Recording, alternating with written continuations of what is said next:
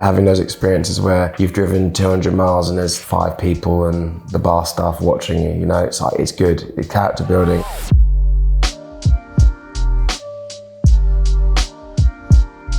Hey, this is Josh from YMAS 6. I'm at DIFFUS talking everything that is YMAS 6. How has your perspective on the music scene changed since you started as a band? Yes, I mean, like when we started being in the band, we were pretty much in high school. Then it was very much, there was a scene that was kind of cultivated by like TV and radio. Like what was popular was because of that. Whereas now, and over the last few years, you can break through social media. And so we've been there really from the inception of social media. So whether it be MySpace, Facebook, Twitter, Tumblr, Instagram, you know, TikTok, the whole thing. So in that sense, really seeing the landscape change and seeing that there's so many different avenues of how to reach people with your music, which I think is a good thing. Yeah, also seeing kind of like the influence of streaming and how that's kind of changed, I guess, the conversation. I guess our focus shifted on how we could grow our audience as organically as possible and without any kind of us losing ourselves whilst doing that. So yeah, it's been an interesting ride for sure. Are there things you miss about your earlier years as a band? I think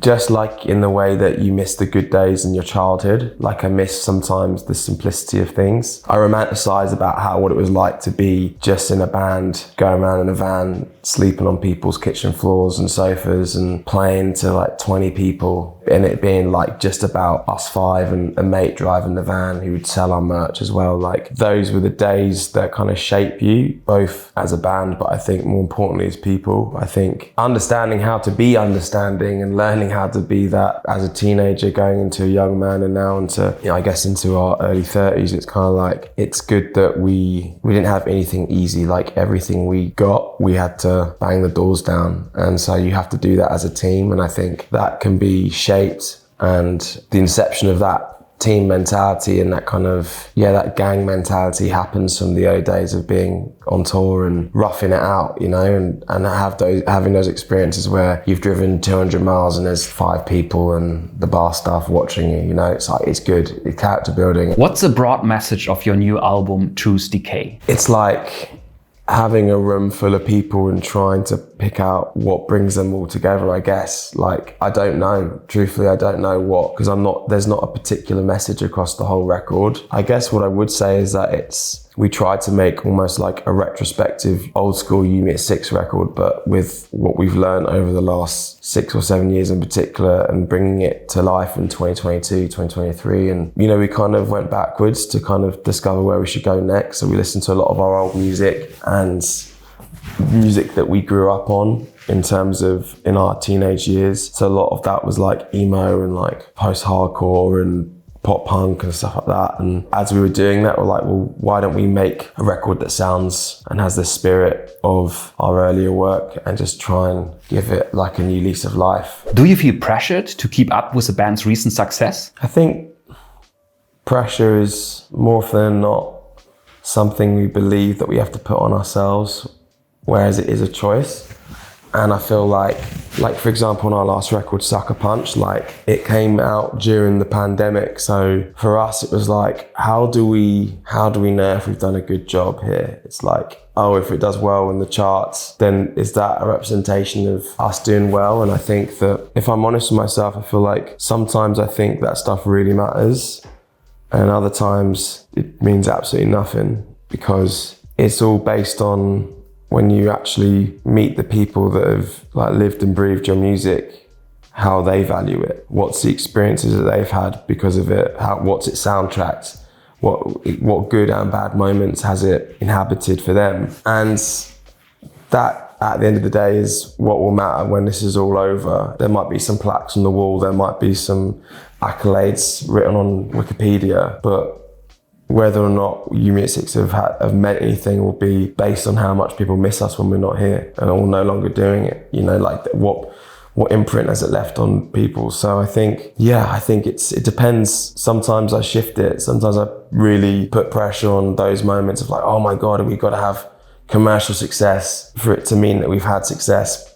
And sometimes it's like, if you play a new song live and no one cares, that's even more of a defeat or even more of a victory. I seem to be quite selective as to when and how I put pressure on a situation, which isn't a very healthy thing, but I think it's quite a common behavior as a human being. Like, I think we're conditioned to put pressure on ourselves in moments that sometimes aren't necessary and sometimes it just really aren't. It just kind of comes with the territory, I think. Do you see yourself as a live band? I think it's the only environment in which both the artist and the audience truly connect and are also at their most vulnerable. A good show is when the band go in with, or the artist goes in with the absolute determination that it's gonna be a great night and they put everything into it. A great live act will not allow the first few hurdles in the live show to dictate to them whether or not they should put the effort in or not. So it's really in our DNA that when we're performing, it's not about whether or not we have a great time. 99% of the time, I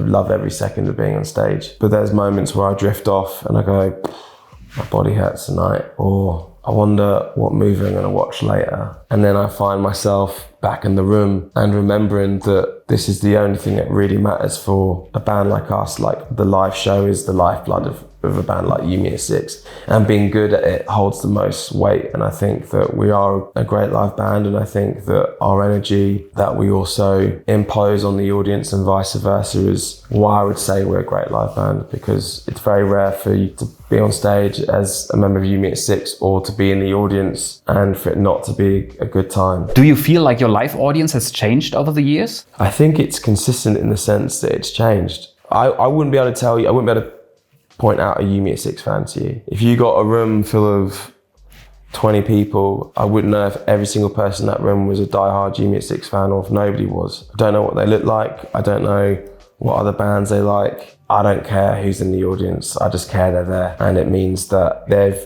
invested their time, their love, their money into what we do. Then that's still to this day, like, I find it very difficult to navigate sometimes, like the emotional side of that and how to comprehend how and why people feel that way. What is something you haven't done as a band and would still like to do? I feel like there's still some air miles we need to do, some traveling. There's some countries that we've never been to before and parts of the world we've never been to before that, for me, like, this band was always really just a vehicle to see the world. Obviously, the music show happened as well, but like, there's something really beautiful about being able to travel with your mates where really the intention and the spirit of it is to just explore and have a good time. So I'd love to go to South America. There's parts of Asia we've never been to that I'd love to see, because I think traveling broadens the mind, and it like is probably the best way to grow as a person, I think, is experiencing different cultures and shifts in perspective